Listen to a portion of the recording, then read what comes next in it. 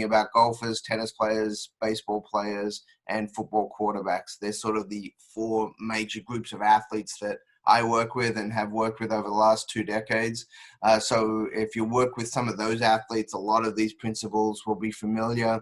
And a lot of what we're going to talk about is kind of combining the lower body and upper body and how to improve power, how to potentially reduce injury, what does some of the research tell us, and then a lot of practical application. So a little background you got on me already. So I worked in this space for nearly over 20 years and been fortunate to be around a lot of great coaches, a lot of great athletes. And as we all know, the field's changed tremendously over the last 2 decades, which is great to see. We've got to a point now where training is a lot more specific, a lot more personalized, a lot more science-based in many respects. But also we have to take into account some of the historical information that we have that is still relevant and practical. So still a lot of the older school principles that are utilized and that have lasted the test of time are still valuable. The kinetic chain concept everyone's familiar with, but it really doesn't always get applied as simply as it should. Because when we talk overhead athletes or rotational athletes, we spend a lot of time upper body and core, but we know that the ground in all the sports we're talking about plays a huge role, and the importance of taking care of the lower quarter specifically sometimes doesn't get as much emphasis as it should. We spend a lot of time on symptom areas, meaning elbow, shoulder, wrist, sometimes core, lower back, which are all, vital.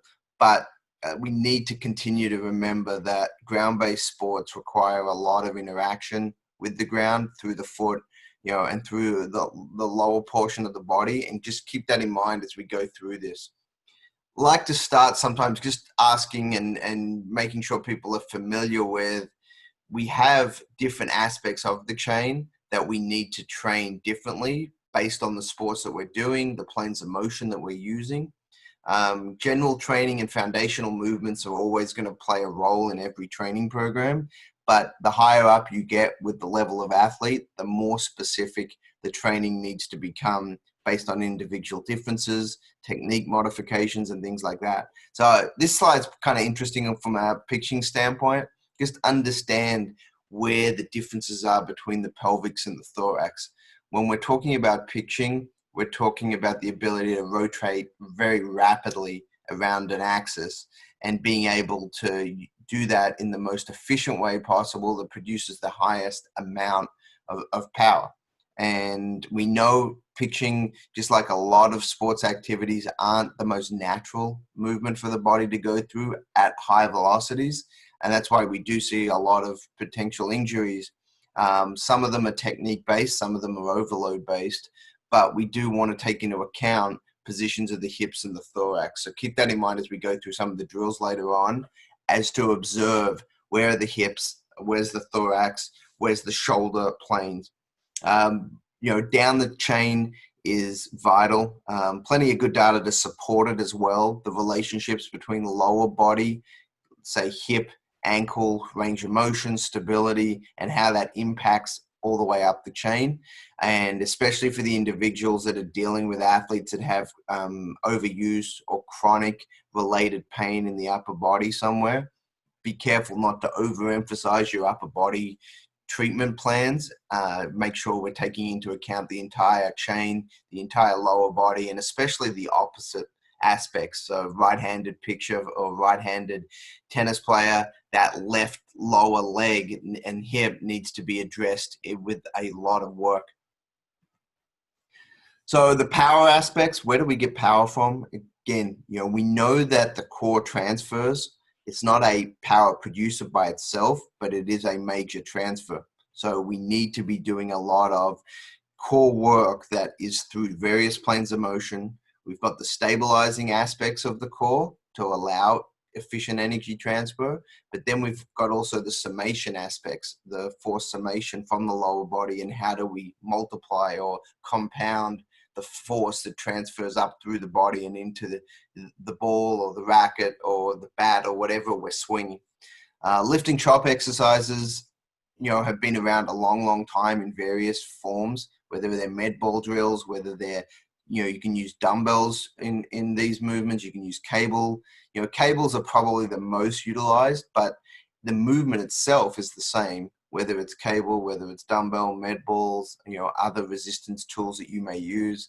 The goal, though, is to make sure that you're utilizing both planes, and focusing through those movements as specific as possible. So from a training philosophy perspective, this is kind of how we approach it with the athletes we work with, and from the education perspective, and making sure, we're going through these on a daily basis predominantly. Our overall philosophy is pretty, consistent with the science. Bilateral stability first, then go to unilateral, then really add the strength piece to it.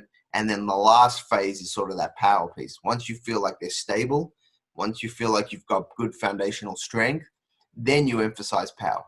Unfortunately, we see this paradigm kind of flipped many times, where whether it's young athletes with parents getting involved or coaches that are pushing for power or speed very early in the development.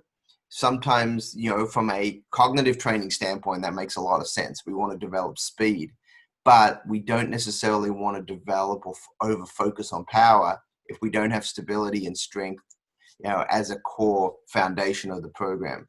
So that's one area that is sort of a challenge at the moment. You see it in a lot of sports with young athletes. We know that speed development is vital at the young ages, for a number of reasons, but we have to be careful the difference between speed and power. And many times they're trained similar, especially at the young ages, but we have to be concerned of overdoing it. So speed training is vital, and not so much just movement speed training, but say golf swing. One of the biggest emphasis that we utilize from a golfing perspective is swing as fast as you can at a young age to train the cognitive pathways, the motor learning aspects.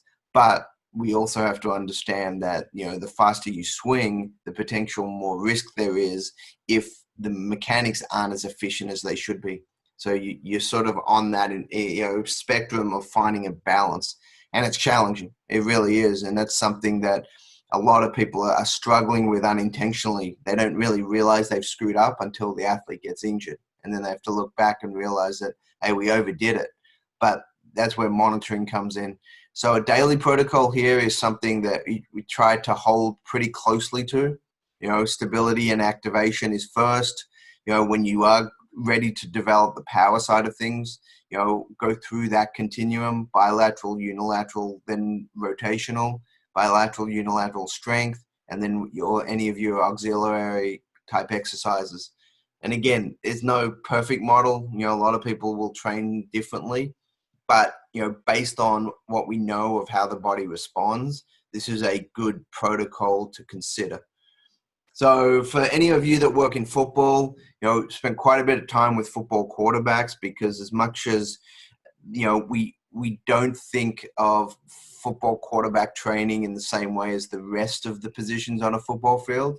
We want to identify the big aspects. So a typical 3-step drop, you look at the hip positions, you look at the shoulder positions, and a lot of people link or talk about, football throwing is similar to baseball pitching, is similar to tennis serving, and they're really very different movements.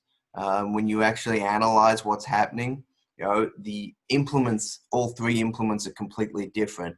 So that changes complete mechanics and how people load. There's some obvious components that are there. You got to load the back hip, you got to rotate, you've got to get the arm in the appropriate position, and then you've got to transfer that energy from storing to releasing. So all of those are consistent and fundamental in any type of throwing motion. But the throwing motions between a baseball throw, a football quarterback, and a tennis serve are actually very different and need to be trained quite differently. So, if you're working across sports, there are some foundational aspects that are going to be appropriate among all sports, but there's also going to be a lot of differences. So as we go through here, keep that in mind. Every one of you does some form of assessment screen to analyze instability or weakness somewhere. single leg, squat test is always, something that I utilize. I like this one for a number of reasons. One, it takes into account, what happens at the upper body, how they hip hinge, what's the ankle range of motion in this. And I prefer single leg than two leg. I'll do an overhead squat many times as well, but I prefer to make sure that we always get a single leg squat in as part of the program. Looking for the standard things, but also looking to see where an athlete instinctively puts their weight. So as you can see, this athlete, they don't have a lot of knee instability or, positioning that the knee moves, but we see a big hip hinge, we see forward lean, so that's a quad dominant athlete, obviously, someone that isn't as comfortable loading into the hip, isn't as comfortable as activating the hamstring. The next step there is to evaluate, what's happening at the ankle as well, because there's potentially some ankle, range of motion challenges there for the athlete to go into that position. But if you're just looking at the knee there, you're going to miss majority of those other issues. So the hips, if we're talking the hips in the rotational athlete, a lot of good research linking hip range of motion, predominantly internal hip range of motion, limitations in internal hip range of motion, shows some challenges with upper extremity, especially on the opposing side many times. So you want to make sure that your athletes are spending a pretty significant amount of time on internal hip rotation work. A lot of different ways you can address that. The big scenario here is improvement happening? Are you monitoring and are you measuring on a regular basis to ensure that the movements you're doing are actually working?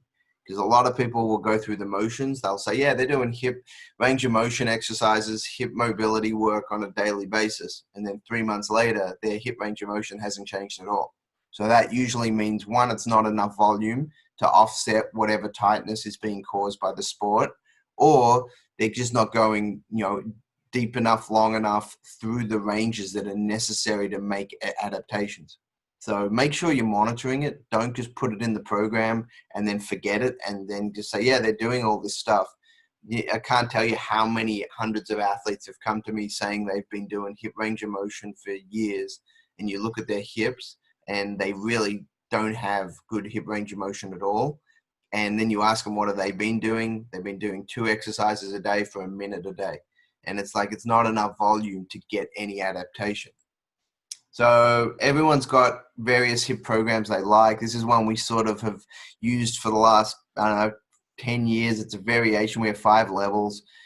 Most of the time, these are in relatively healthy individuals. So this is not post-op. This is not individuals that have, serious structural issues with the hip. This is more, hey, they're pretty healthy. They may have some tightness. They may have some weakness.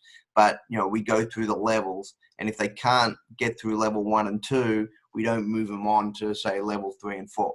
So, again, a lot of these are standard. The exercises themselves aren't as vital as a structured program that is implemented on a regular basis and that there are progressive improvements made and seen. So that's always the recommendation, is pick your 5 to 10 most appropriate, useful exercises that you like, that are working on the areas you need, but then have the program well defined on a multi-day basis per week to ensure that compliance and to ensure the athlete's doing it. Let's touch on golf swing real quick. So, there's this sequential movement of the ground up through the chain and out into the ball. And the golf swing is going to be different, say, than the tennis serve or the tennis ground strokes. And then the baseball swing from a batting standpoint is going to be different again. However, when you look at certain components, there's a lot of similarities. So we call those the fundamental or foundational movements of rotational swings. And a lot of that has to do how they load the back hip. How effective does the athlete, for a right-hander, how do they load the right hip, the right lower leg? Is there good energy storing capacity there? So, how much energy are they storing, through what range of motion, and can that be improved? as athletes are always looking for more speed and power. That's usually one of the biggest requests from a higher level athlete is I've got to hit the ball further or hit the ball harder or both. And most of the time they're connected. And then it's how do you train that? So if you see here, just some basic stats, an increase in club head speed of, a few miles an hour, 3 miles an hour, has been shown to result in, anywhere from 10 to 20 basically yards in increased carry distance. That's huge. From a golf standpoint, that's the difference between hitting a 9 iron versus hitting a 7 iron into the next hole. And, from a standpoint of what you're trying to accomplish on the golf course, that changes everything about how you play a golf course, how easy a hole becomes, and increasing club head speed by 3 to 4 miles an hour will do that. So as if anyone's following golf at the moment, you've got Bryson DeChambeau, who's changed the game. Every few years you see it. Tiger Woods did it 20 years ago. Now you've got, someone who's figured out the basic equation of force equals mass times acceleration. So he's increased his mass substantially, added 30 to 40 pounds. Not all muscle either. I mean, it's 30 to 40 pounds. He's not as concerned. He's got some muscle, but he's also added body fat.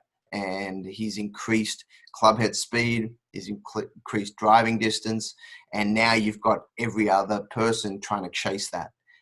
So a lot of it's technique as well, adjusting technique, learning how to load better, learning how to use, basic physics principles as optimally as they can.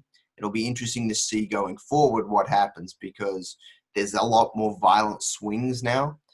So there's, in some arguments, people may make, well, it's not as efficient looking, but they're getting better outcomes because they're more violent in the movements. So the question is that going to lead to more back injuries, more knee injuries and things like that? So we'll have to wait and see. But as of right now, it hasn't necessarily jumped or spiked over the last year. So from example here, if you're working with golfers, the biggest thing here is not looking at the arms at all. It's all looking at what's happening to that right hip. So if you're looking at that shoulder separation angle, shoulder and hip separation angle, you can kind of see that they don't go completely in sync. We have the hips, shift first from a standpoint of the arms will come back, but the hips try to rotate as far as they can. So you're trying to get that rotation of the hips as much as possible. And the challenge for many players are they just tight through there. They've got, hip range of motion limitations. And as much as people want to get them to go back into that position better and rotate into that position better, there's just restrictions there. And until you deal with the restrictions from a coaching and teaching standpoint, you can say all the right things and do all the right things from a drilling standpoint, but they're only going to hit whatever range they have access to.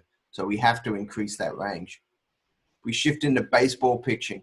Most of you are familiar with the baseball throw and the general mechanics of it. But if we look at one of the better pictures out there, this is just a great video. Just looking at, setup, slow motion, being able to just evaluate what goes on during a pitching mechanics.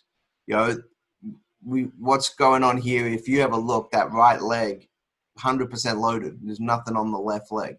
The left leg's in the air at that point. So everything's going through that back hip, having to push back and down into the ground. You're still storing, and then now it's starting to shift, and now the upper body's storing. And that's the big challenge here is how do you sync this optimally? And now you see that huge rotation at the hips and then the rotation at the shoulder. So that whole kinetics chain sequence, the kinematic sequence of that movement, and then you see the finish. Look at that excessive rotation there. And that's just the ability to decelerate. Otherwise they'd fall flat on their face. So the question for a lot of us that train off the diamond and you're not necessarily a pitching coach is what do you work on from a strength and conditioning standpoint, from a training standpoint, from a rehab standpoint to optimize some of these mechanics, and that's where I think a lot of people sometimes overcomplicate, but then there's others that oversimplify. It's challenging listening to all the debates about, yeah, I want to train all my athletes the same, just want to get them stronger, get them, better at, 5 to 10 basic movements. And then the skills coach, the pitching coach, the hitting coach, whoever it is, the tennis coach, they're the ones that'll kind of make them tennis athletes or golf athletes or baseball athletes. And my job is just to develop the overall foundational athleticism. And that's okay to a certain point. But the higher up the level of athlete you work with, if that's all you do, you're a little limited in their development long term.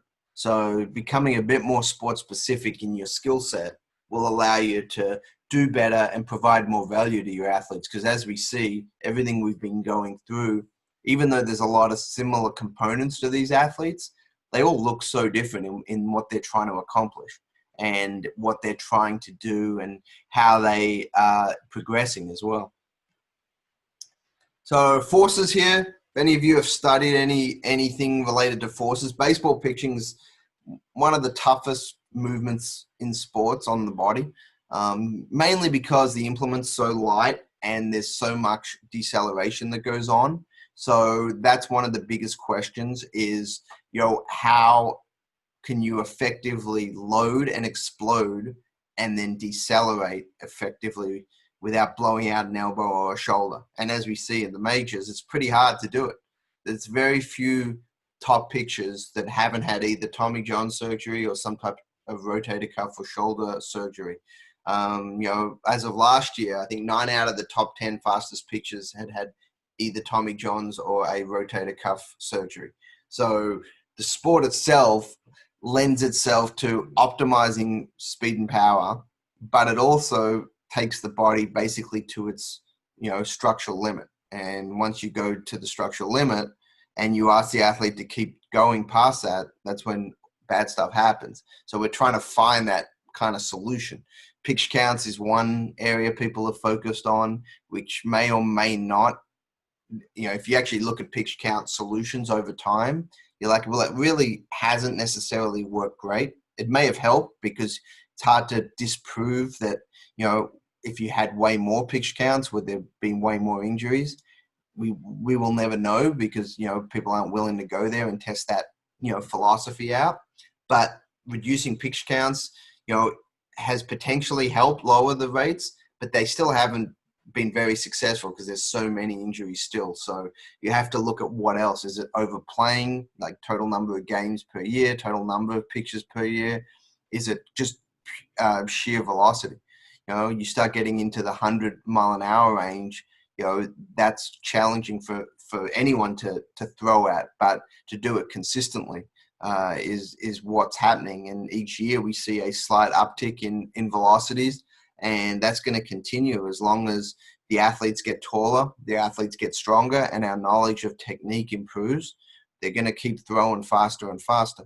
So our off-field training needs to step up even more, because what was done 15 years ago may have been valuable, and it was to a certain extent, but the game's very different in all sports. So training that we did 15 years ago, there's some components that should still be applied, but there needs to be components that are added based on new information. So how do we decrease some of this from a pitching standpoint?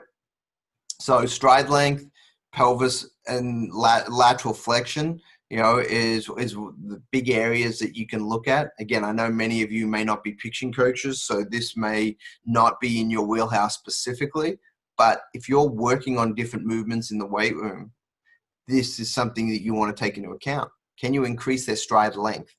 From a standpoint of, are there things you're doing mobility-wise? Are there things you're doing strength-wise through a greater stride length perspective? And again, it's not necessarily sprinting stride length, it's one-step stride length.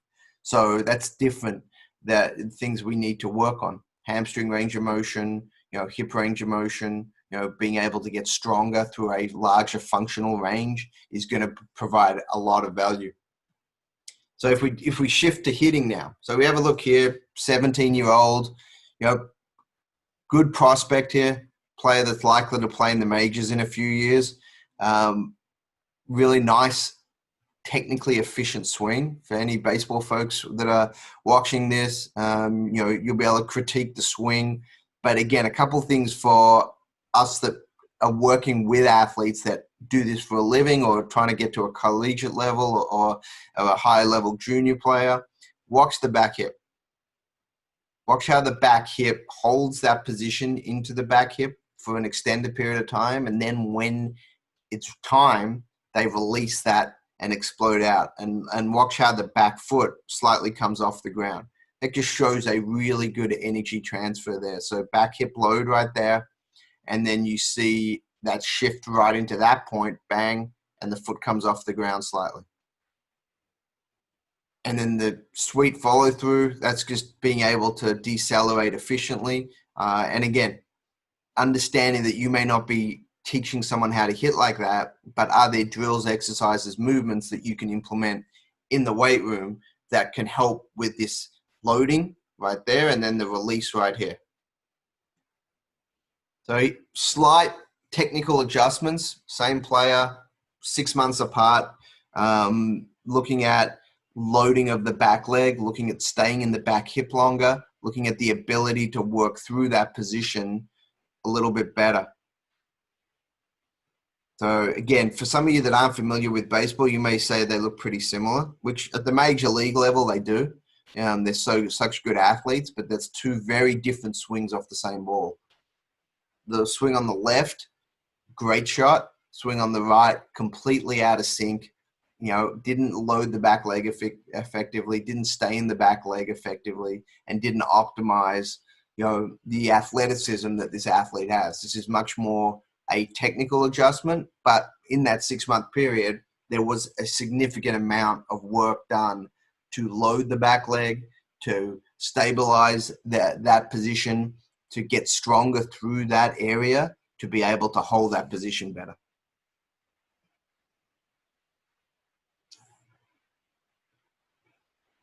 So just a couple points here to emphasize that.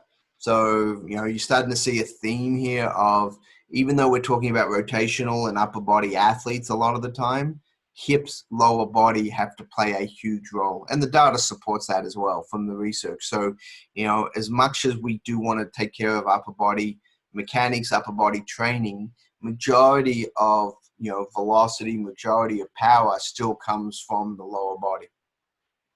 So if you were going to put that athlete through, a series of movements, here are 4 general categories of movements that we're talking about. One is the stability and the range in this video here.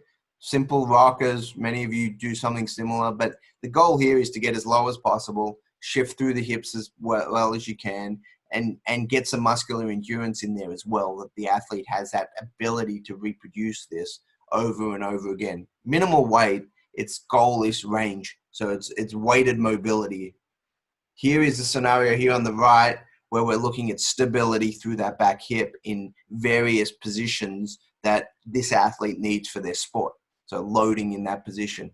Third here is a general plyometric single leg movement. Goal here isn't necessarily for speed.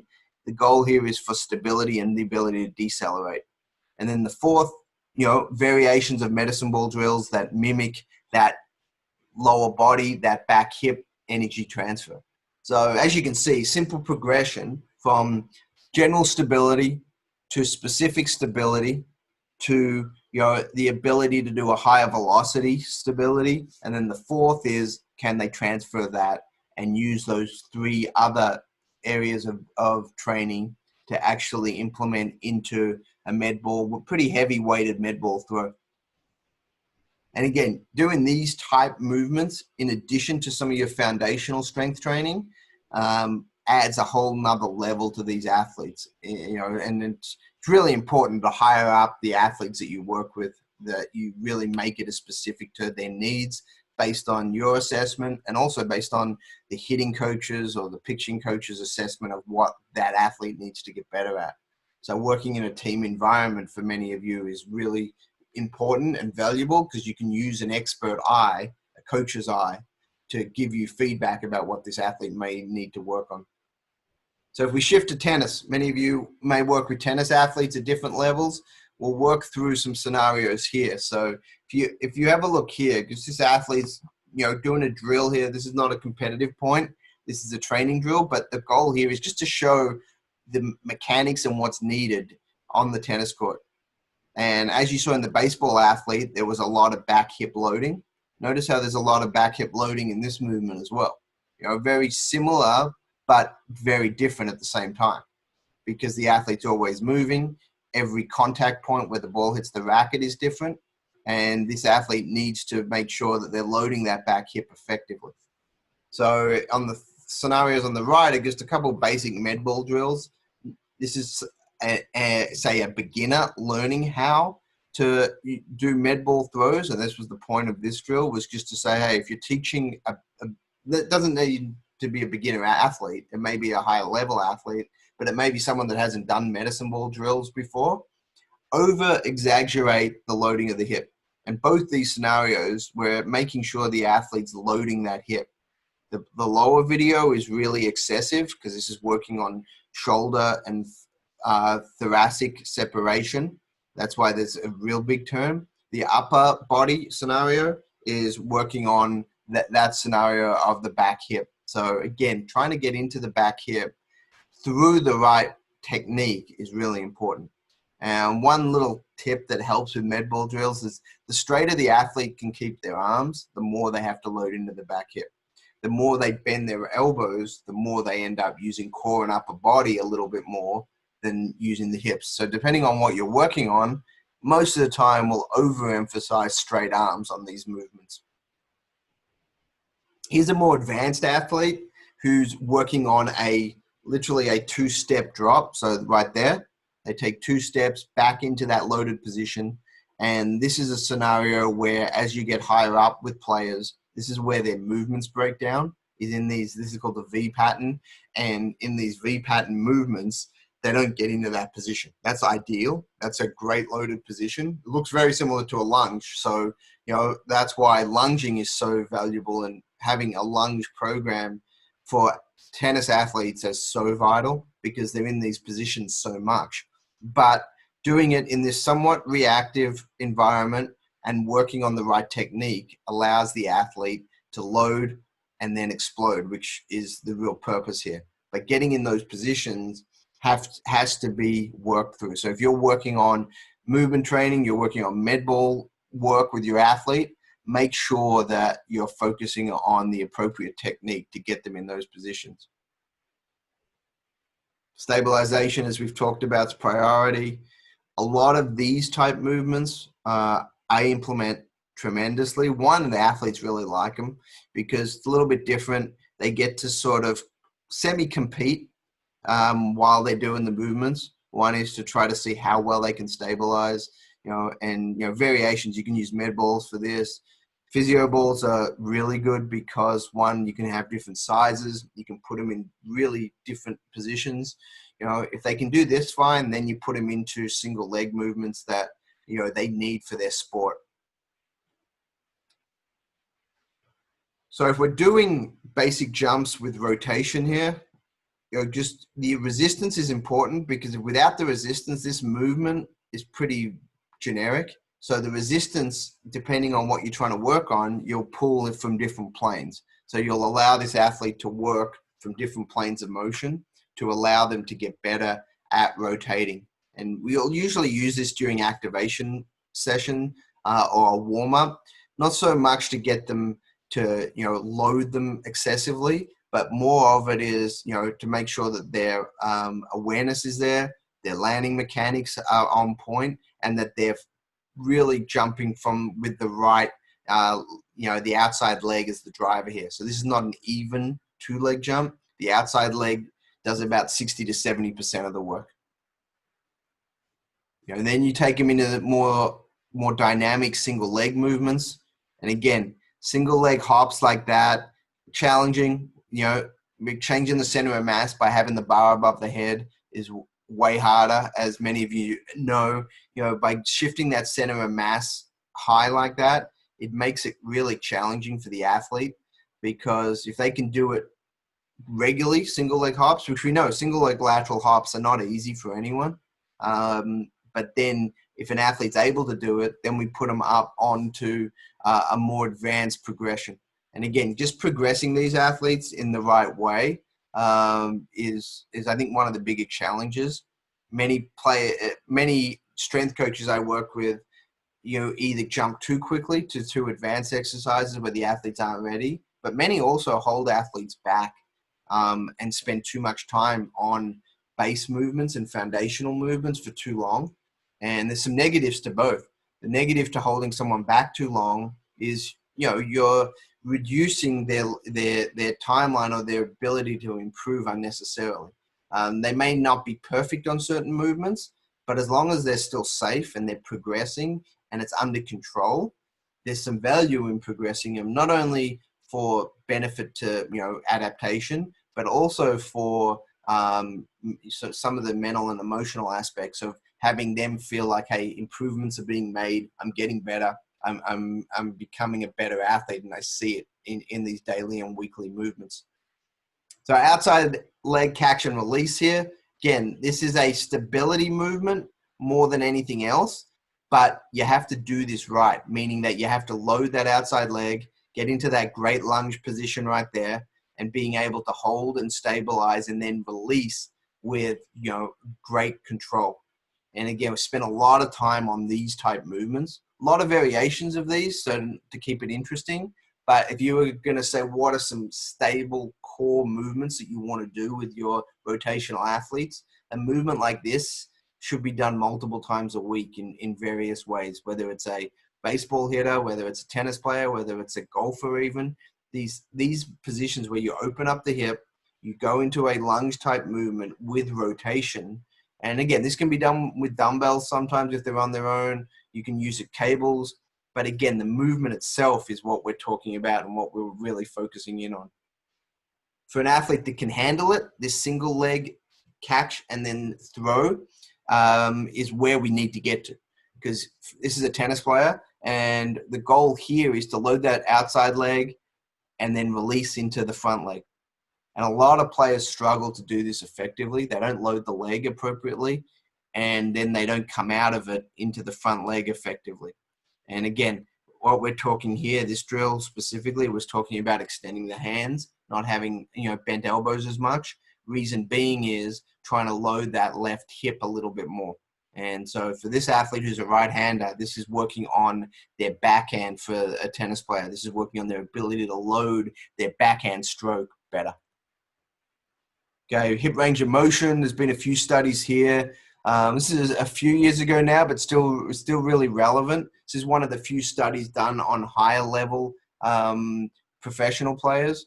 So this is something that is really, really valuable. It was done on WTA, the female players.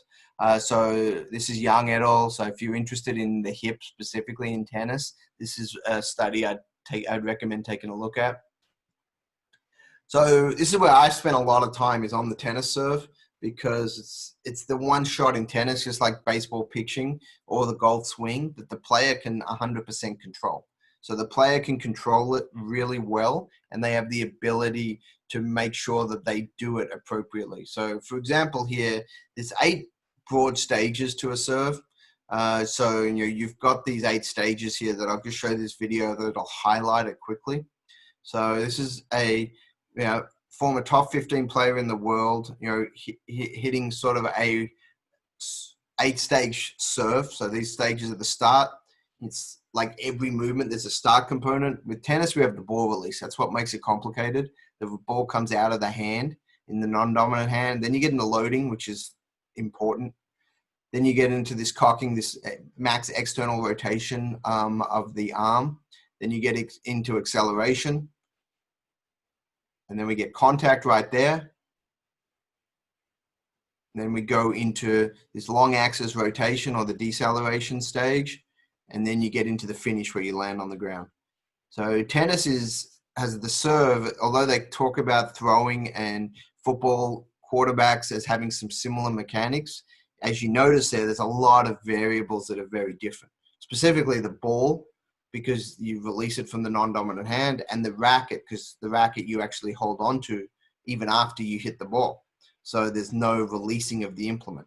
So those things are very different. If you want these full articles, I can send you a bunch of stuff. Just email me. My email will be there somewhere. And I'll send you the research studies on this if you want to get into more detail. But here's an example, go through really quick. The start phase, the release is when the ball comes out of the hand. There's some things the top players consistently do. These are all fundamentals. So these are things that every good server does. There's certain aspects of each of these stages that every good server gets into. Loading is the lower body loading, and it's loading in the right direction. So for every action, we have an equal and opposite reaction. The athlete needs to load back and down with some rotation to store in the right way so they can release up and out in the right direction. Hyperangulation for extremity folks, you know what that is. That's when the elbow gets behind the line of the shoulder, and that's where we put a lot of strain on rotator cuff and typically see a lot of impingement type issues. So we try to avoid that. Cocking is max external rotation of the shoulder. This is where the tip of the racket points straight down to the ground. And that's the last stage that we're storing any energy in the upper body. Notice how the lower body has already released all its energy. So at this point, you could cut the person at the waist and they would still hit the serve the same speed, doesn't, because their lower body's finished transferring. Upper body's still storing at this point. Now we get an acceleration of the upper body. And now sort of the rubber meets the road, meaning that whatever you've done to this point is now done, and now we're just transferring it into the ball. So as long as you don't completely change your position right here, whatever you've stored and started to release at this point, that's it. That's just gonna continue into contact. And notice how high they are off the ground there. And then we get into this position. This is called, a few different terms for this, but long axis rotation is a term by Bruce Elliott's lab in Western Australia, probably about 20 years ago, coined this term, both for baseball pitching and for football quarterbacks and for tennis serving. It's all the same position. You'll hear this thumb down concept in pitching a lot. That's what we're talking about. It's internal shoulder rotation and forearm pronation. So it's those two areas together make up your long axis. And then you've got some wrist movement as well. But all good throwers and all good upper extremity individuals in these sports we've talked about get into those positions super efficiently and effectively.